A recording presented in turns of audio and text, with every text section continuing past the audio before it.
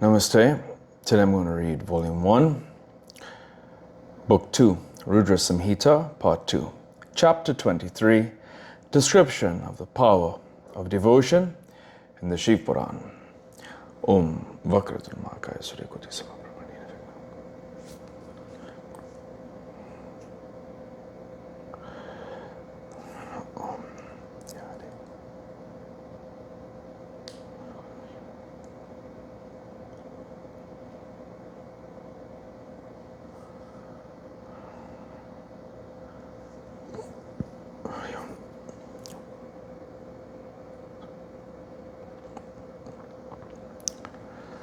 Tat Sat. Brahma said, after sporting about like this till satiety with Shiva, Sati became less attached. One day after delighting the Lord with her devotion and obeisance, Sati, the daughter of Daksha, spoke thus to Shiva. Sati said, O great Lord, Lord of Lords, and Ocean of Mercy, O great Yogin, the uplifter of the distressed, take pity on me. You are a great Purusa, the Lord beyond Sattva, Rajas and Tamas. You are both Saguna and Nirguna. You are a great Lord, a cosmic witness, and free from aberration. I am blessed since I became your beloved wife, sporting with you. O Lord, you became my husband because of your love for your devotees. O Lord, after sporting with you for many years, I have become fully satiated, and now my mind is turned away from it. O Lord of gods, I wish to know the great pleasing principle whereby, O Shiva, all living beings surmount worldly miseries in a trice. O Lord, please explain that activity which enables people to obtain the supreme region and free themselves from worldly bondage. Brahma said, O sage, the primordial goddess asks Shiva thus only for the sake of uplifting worldly creatures. On hearing that, Lord Shiva, whose mind is engrossed in the practice of yoga, and who assumes physical bodies out of his own accord, spoke to Sati. Shiva said, O goddess Sati, listen, I shall explain the great principle whereby the remorseful creature becomes a liberated soul. O great goddess, know that the perfect knowledge is the great principle, the consciousness that I am Brahman, in the perfect intellect where nothing else is remembered. This consciousness is very rare in the three worlds. O beloved, I am Brahman, the greatest of the great, and very few are those who know my real name, my real nature. Devotion to me is considered as the bestower of worldly pleasures and salvation. It is achievable only by my grace. It is ninefold. There is no difference between devotion and perfect knowledge. A person who is engrossed in devotion enjoys perpetual happiness. Perfect knowledge never descends in a vicious person averse to devotion. Attracted by devotion, and as a result of its influence, O goddess, I go even to the houses of the base-born and outcasts. There is no doubt about it. Devotion is variously classified as attributive and attributeless, as conventional and natural, greater and lesser, perpetual and non-perpetual. There are 6 further subdivisions of the perpetual devotion. Scholars further classify it into enjoined and non-enjoined. Thus, devotions are manifold, which have been explained elsewhere. O beloved, sages have explained that the different kinds of devotion have 9 ancillary adjuncts. O daughter of Daksha, I shall narrate them, to which you listen with love. According to scholars, O goddess, the 9 ancillary adjuncts are listening, eulogizing, remembering, serving, surrendering, worshipping, saluting, friendliness, and dedication. O Shiva, its further subdivisions too have been explained. O Goddess, listen to the characteristics of these 9 adjuncts separately. By listening is meant the imbibing of my stories that bestow worldly pleasures and salvation with great devotion and steady posture. After conceiving in the mind the detail of my manifestations and activities loudly and cheerfully, proclaiming the same in order to eulogize me is what is called eulogizing.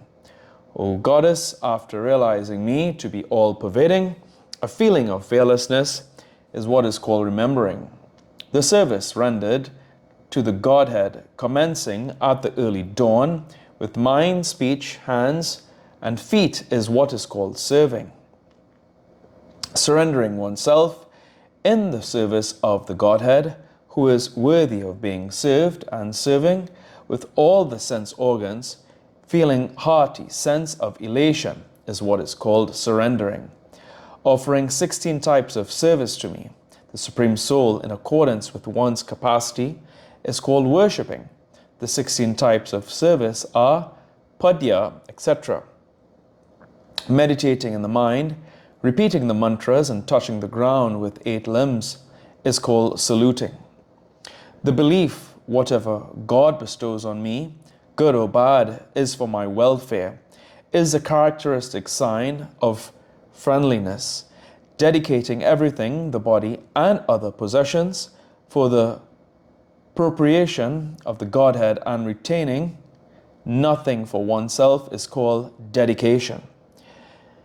These 9 adjuncts to the devotion to me cause perfect knowledge, bestow worldly pleasures and salvation, and are pleasing to me.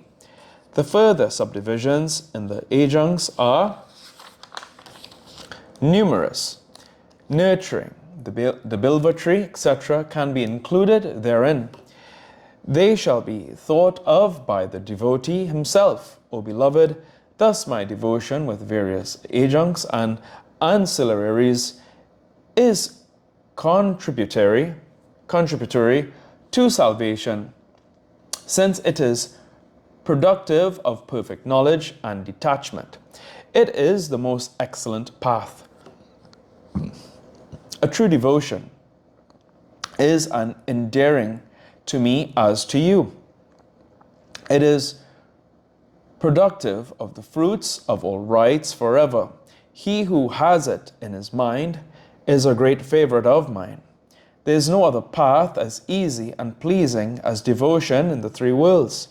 O Goddess of Devas, in all the 4 yogas generally, and in the Kali Yoga particularly, knowledge, jnana, and detachment, vairagya, have grown old and have lost their lustre. In the Kali age, they have become decayed and worn out, as the people who can grasp them are rare. In the Kali age, as in all the 4 yogas, there is immediate and visible benefit in devotion. I am subservient to a devotee in view of the power of devotion. I always assist a man endowed with devotion and remove his obstacles. A person devoid of devotion is worthy of being punished. There is no doubt about it. I am the protector of my devotees. For the protection of a devotee of mine, I burnt the god of death, O Goddess, in the fire emerging from my eyes. For the sake of a devotee of mine, I became very furious with the sun formerly. I overpowered him with my trident. I was not a party to the evil actions of Ravana, though he was my devotee. For the sake of another devotee, I discarded Ravana with all his followers. O Goddess, for the sake of a devotee, I angrily expelled Vyasa when he had a vicious thought from Kashi, after punishing him duly through Nandini. Why shall I say more, O Goddess? I am always subservient to a devotee, always under the control of a person who practices devotion. There is no doubt in this. Brahma said, on hearing this greatness of devotion, Sati, the daughter of Daksha, was delighted much and bowed to Shiva with pleasure. O sage, again she asked with great devotion more about the subject, as explained in the Sastras, which is pleasing and conducive to the uplift of all creatures. She inquired about topics on virtue and righteousness and righteous living, uplighting the creatures, and the sacred law on yantras and mantras, together with their greatness. On hearing the inquiry of Sati, Shiva was delighted, and he narrated them with pleasure in their entirety for raising the worldly creatures. The sacred law bearing on the subject, the glory and greatness of the illustrious Lord, Shiva explained himself with yantras, with their 5 adjuncts. He told her legendary stories, the greatness of the votaries, the norms of people of different castes and stages in life, and the duties of kings. O great sage, the duties of sons, wives, etc., and their greatness, the imperishable system of varnas and ashramas, the medical law and the astral law, all beneficent to worldly creatures, were explained by him. Out of compassion for her, the great Lord explained the science of palmistry and similar other laws to her. Thus Sati and Shiva, who are intrinsically the Supreme Brahman, who are the bestowers of happiness on the 3 worlds, who are omniscient, who are bent upon rendering help to the people, who appear as the personification of good qualities, sported about in Kailasha, in the Himalayas, and other places. Footnotes.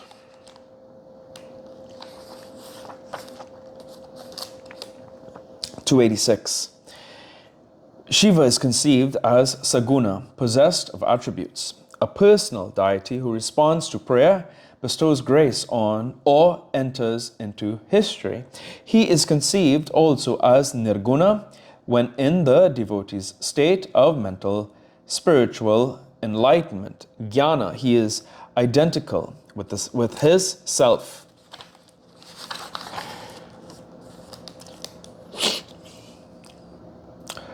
287, which is on the 16 acts of worship. 288 on the Ashtanga Pranama. Right.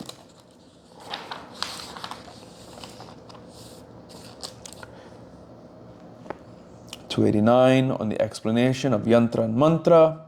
290 the laws relating to 4 castes: Brahmana, Kshatriya, Vaishya, and Sudra, and the 4 stages of life: the student, the householder, the anchorite, and the religious mendicant, are expounded in the code of Manu and are applicable to Indian society alone.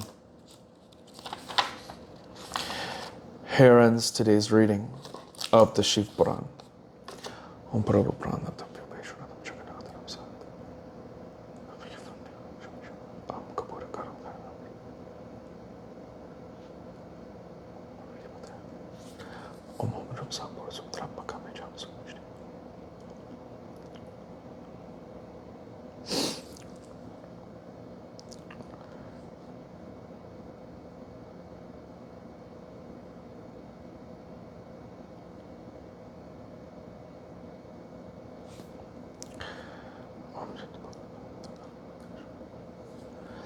Om Tya Mata Chipita Tya Om Hari Om Tat Sat.